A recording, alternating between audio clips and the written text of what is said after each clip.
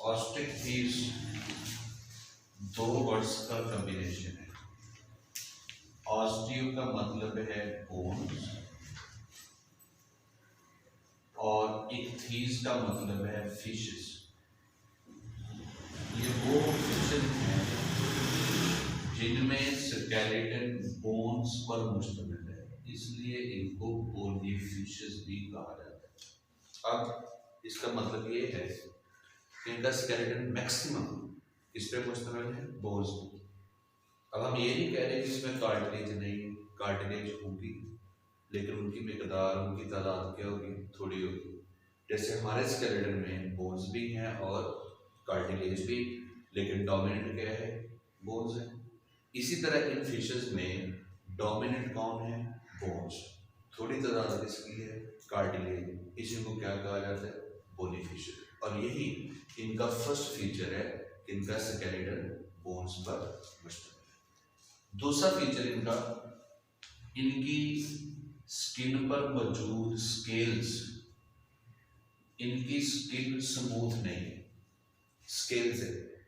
और इन स्केल्स को हम डर्मल स्केल्स का नाम भी देते हैं, क्योंकि स्किन के साथ अटैच हैं, स्किन से निकलते हैं, इसे इनको डर्मल स्केल भी कहा जाता है।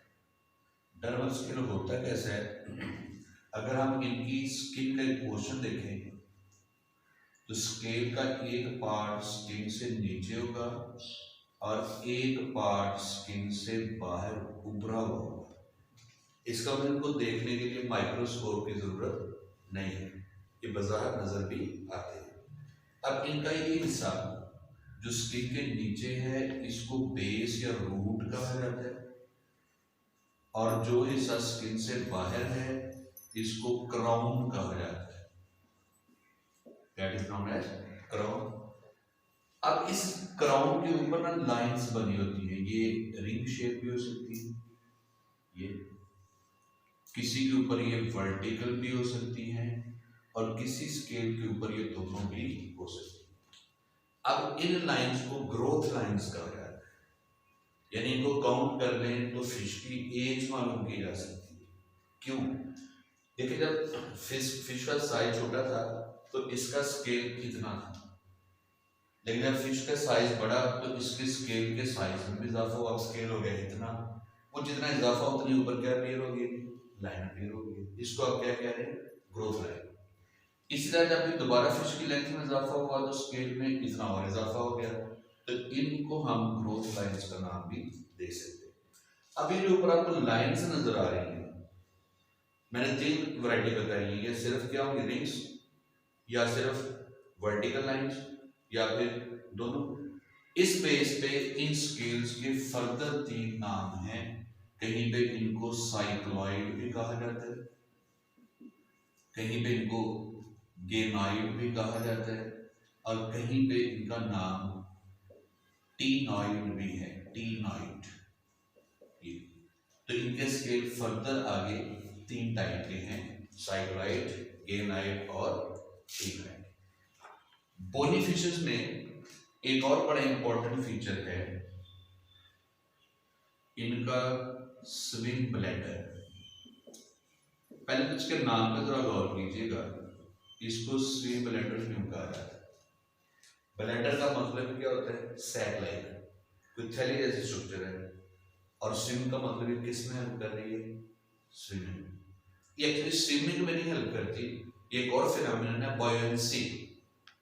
बॉयंसी का मतलब होता है अपलिफ्ट, ऊपर उठना।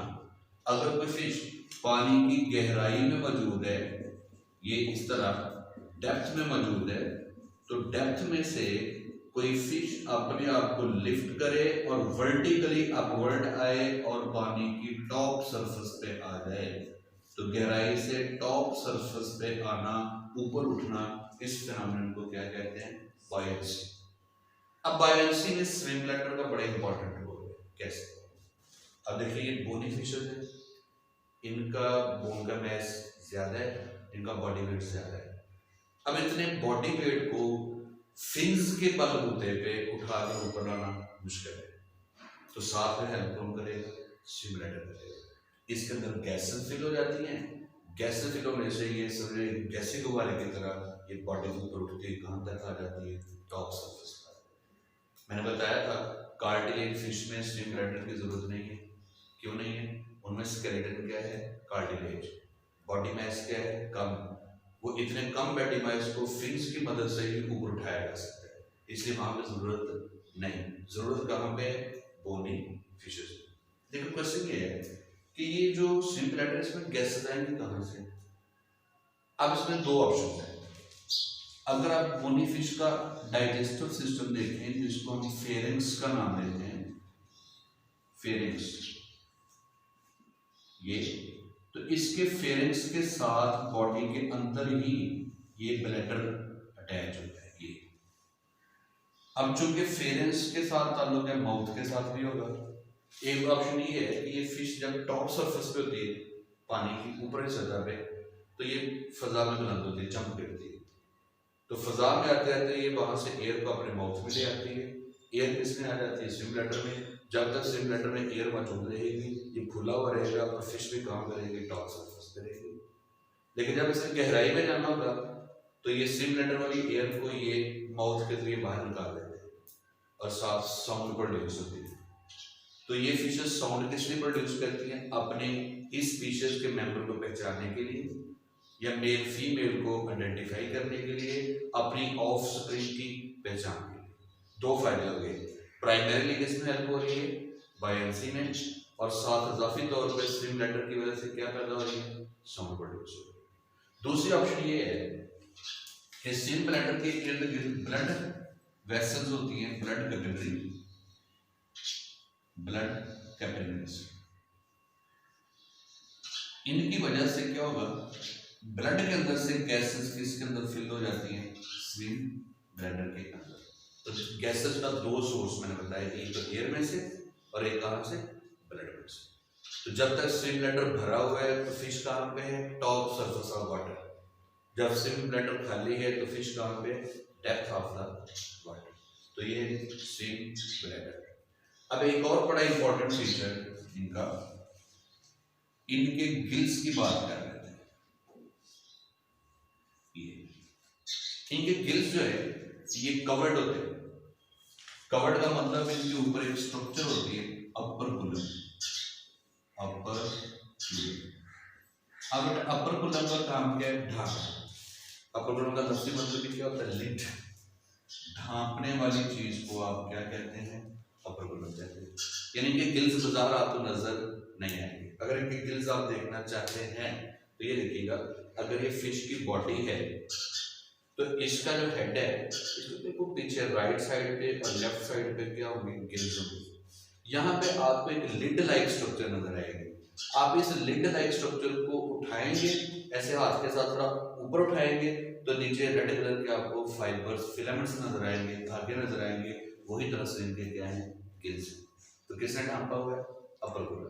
अब सवाल ये है कि अपर कुलम है क्यों?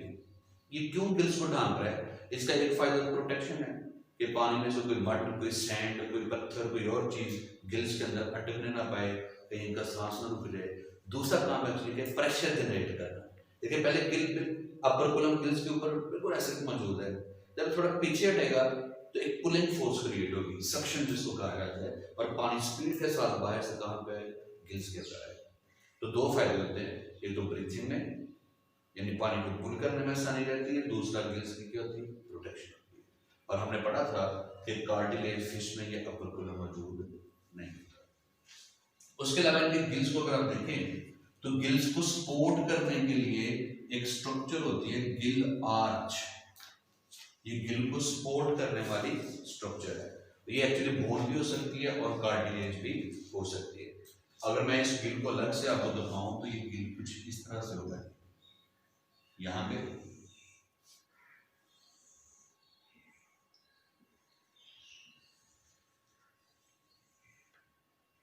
पे ये गिल्स मौजूद होंगे। यहाँ ये अगर यहां से गिल को अलग करके दिखाया जाए तो पहले एक बोन या कार्टिलेज होगी, ये वाली कर्व्ड होगी, थोड़ी टेढ़ी होगी। इसको आप नाम दे रहे हो गिल आर्च। आर्च के दो मतलब होते हैं, एक तो होता है कर्व्ड, दूसरा मतलब होता है सपोर्टिव चीज, जो किसी चीज को सहारा देना उसको भी हम क्या कहते हैं, आर्च ही कहते हैं। तो ये गिल को सपोर्ट करने वाली कोई स्ट्रक्चर है। इसके साथ रेड कलर के फिलामेंट्स लटक रहे होते हैं। ये कुछ फिलामेंट लंबे होते हैं, कुछ छोटे होते हैं। ये इन फिलामेंट्स को आप नाम देते हैं गिल फिलामेंट्स, और इन गिल फिलामेंट्स के ऊपर ब्लड कैपिलरीज होती हैं, इसलिए फिलामेंट्स क्या हैं, रेड कलर के। अब ब्रीथिंग कैसे होगी, ब्रीथिंग का पैटर्न ये होगा कि गिल्स हैं, पानी गिल्स के ऊपर से गुजर कर बाहर आता है, लेकिन गुजरते गुजरते क्या होगा, गैसेस एक्सचेंज होगा। पानी में से ऑक्सीजन कहाँ पे अब्जॉर्ब हो जाएगी, गिल फिलामेंट के ऊपर, और कार्बन डाइऑक्साइड कहाँ पे आ जाएगी, वाटर में। इस तरह पानी गुजरते गुजरते क्या कर गया, गैसेस एक्सचेंज कर रहे हैं। ये इनकी क्या है, ब्रीथिंग है। अब इसी डायग्राम में हम देखते हैं कि फिन्स। अब फिन्स अगर आपसे पहले पूछा जाए कि फिन्स क्या होते हैं, तो फिन्स में पहली बात याद रखें, ये फिश की बॉडी के अपेंडेजेस हैं। अपेंडेजेस का मतलब है कि आउटग्रोथ है बॉडी की, बुनियादी मकसद इनका क्या है, स्विमिंग। इसके अलावा इनका और भी फंक्शन है, बॉडी बैलेंस को मेंटेन करना, ऑफेंस डिफेंस में भी हेल्प कर सकते हैं, स्विमिंग में भी हेल्प कर सकते हैं। बेसिक फंक्शन स्विमिंग है, लेकिन इसके अलावा और फंक्शन भी हैं। अब ये फिन्स कितने टाइप के हैं, जो तो बॉडी की डार्सल साइड पे फिन होगा, इस फिन को आप सिंपल क्या कहेंगे, डार्सल फिन, ये। और जो गिल्स की राइट की साइड के करीब होगा, राइट और लेफ्ट साइड पे, इधर भी और लेफ्ट साइड पे भी, इसको आप कहेंगे पेक्टोरल फिन, पेक्टोरल फिन। इस तरह से इमेजिन कर लें कि अगर ये फिश की बॉडी है, जो फिन ऐसे बॉडी की राइट साइड पे और लेफ्ट साइड पे होंगे, हेड के करीब होंगे, गिल्स के करीब होंगे, उनको कहेंगे पेक्टोरल फिन्स। और पेक्टोरल से थोड़ा पीछे लेकिन वेंट्रल सरफेस पे होंगे, ये ऐसे, इनको कहते हैं पेल्विक फिन। पेक्टोरल से थोड़ा पीछे होंगे, लेकिन ये बेली वाली साइड पे होंगे वेंट्रल सरफेस पे, इनको क्या कहेंगे, पेल्विक फिन।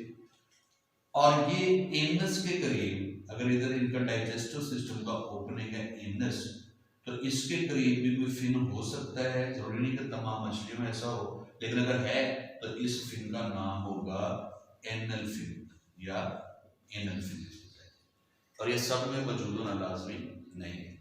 अब आप ये पोर्शन देखें जिसको मैं हाईलाइट करने लगा हूं, ये इतना सा पोर्शन जो है ये फिश की टेल है, ये, और टेल के ऊपर ये जो फिन नजर आ रहा है, इस फिन को टेल फिन या कॉडल फिन कहा जाता है।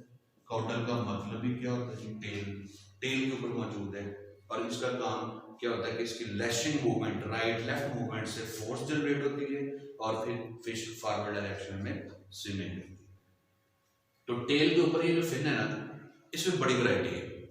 कहीं पे ये सिंगल फिन होता है, कहीं पे ये दो शाखा, जैसे ये नजर आ रहा है, दो ब्रांचेस बनी है, ऐसा होता है, कहीं पे बारीक होता है, कहीं पे ज्यादा चौड़ा होता है। तो फिश की डिफरेंट स्पीशीज में डिफरेंट सिचुएशन। लेकिन ओवरऑल फिश की कितनी टाइप्स आपके सामने हैं, डार्सल, पेक्टोरल, पेल्विक, एनल और कॉडल फिन। अब ये फिन है क्या, यानी इनकी कंपोजिशन क्या है, किस चीज के बने हैं। अगर मैं कहूं कि हमारे बाजू की कंपोजिशन क्या है, तो आप कहेंगे कि मसल्स और बोन है, जिन दोनों के इंटरेक्शन से क्या हो रही है, मूवमेंट हो रही है। फिन क्या है, फिन में मसल्स कोई नहीं है, ये सिंपल एक मेम्ब्रेन है, एक झालर से बनी है, और इसको सपोर्ट करने के लिए इसके अंदर स्ट्रक्चर मौजूद होती है, ये ऐसे। इन सपोर्टर स्ट्रक्चर को फिन रेज कहा जाता है। फिन रेज क्या है, सपोर्टिव स्ट्रक्चर हैं जो फिन के अंदर मौजूद है। अब ये बोन भी हो सकती है और कार्टिलेज भी हो सकती है। इनका बुनियादी मकसद फिन को क्या करना है, सपोर्ट करना है। एक्चुअली ये जो फिन रेज है, इनके नीचे, स्किन के नीचे मसल अटैच होते हैं। जब ये मसल कंट्रैक्ट रिलैक्स करते हैं तो फिन रे हिलते हैं, फिन रे के हिलने से पूरा फिन ही मूव करता है और वो अपना फंक्शन परफॉर्म करते हैं। फिन के पास अपने जाती मसल मौजूद नहीं कि जिनको हिलाकर तो ये मूवमेंट कर रहे हैं। हाँ, फिशेस का एक ग्रुप ऐसा है जिनके फिन्स के अपने अंदर मसल्स हैं। उन फिशेस को हम लंग फिश कहते हैं, लंग फिश, और उनको कॉमनली डिप्नोई भी कहा जाता है। ये टेक्निकल नेम है डिप्नोई। अच्छा, इनके बारे में आप हैरान होंगे कि हैं फिशेस हैं लेकिन इनमें लंग्स भी मौजूद होते हैं। हालांकि हमें तो ये पता है कि लंग्स किसका करेक्टर है, लैंड वर्टिब्रेट्स का, जो लैंड पे रहने हैं, लेकिन ये ऐसी फिशेस हैं इनमें लंग्स भी मौजूद हैं और इनके जो फिन्स होते हैं बड़े मोटे फिन्स होते हैं, लोब्ड फिन्स, और इनके अंदर मसल्स भी मौजूद होते हैं। जब कभी जिस तालाब में ये रह रहे हो वहां पे पानी खुश्क हो जाए तो ये चलते हुए जमीन पे आ जाती है मछलियां। तो याद रहे, मछलियां चल भी सकती हैं, इनको वॉकिंग फिशेस भी कहा जाता है। सिर्फ ये एक ग्रुप है फिशेस का तमाम मछलियों में से जिसमें लंग्स भी हैं और इनके अपने फिन्स बोन और मसल से मिलकर बने हैं। इसके अलावा किसी और फिश में ऐसा सीन नहीं है। फिशेस की रिप्रोडक्शन की बात कर ले कि फिशेस अपनी नस्ल कैसे चलाते हैं, इनका लाइफ साइकिल कैसा है। रिप्रोडक्शन, तो रिप्रोडक्शन के लिहाज से मेल और फीमेल फिशेस अलग अलग होती हैं, सेक्सेस सेपरेट होते हैं। अब इसका मतलब है कि फर्टिलाइजेशन मोस्टली एक्सटर्नल होगी। मेल फिश ने गैमीट्स वाटर में रिलीज कर देने हैं, फीमेल फिश ने भी गैमीट्स वाटर में रिलीज कर देने हैं, जाइगोट वाटर में बनेगा, एम्ब्रियो वाटर में बनेगा मोस्ट केसेस में। तो ऐसे फर्टिलाइजेशन को हम क्या कहते हैं, एक्सटर्नल। अब अगर एम्ब्रियो फीमेल की बॉडी से बाहर है तो यकीनन फिर डेवलपमेंट भी फीमेल की बॉडी से बाहर होती होगी। इसको क्या कहते हैं, एक्सटर्नल डेवलपमेंट।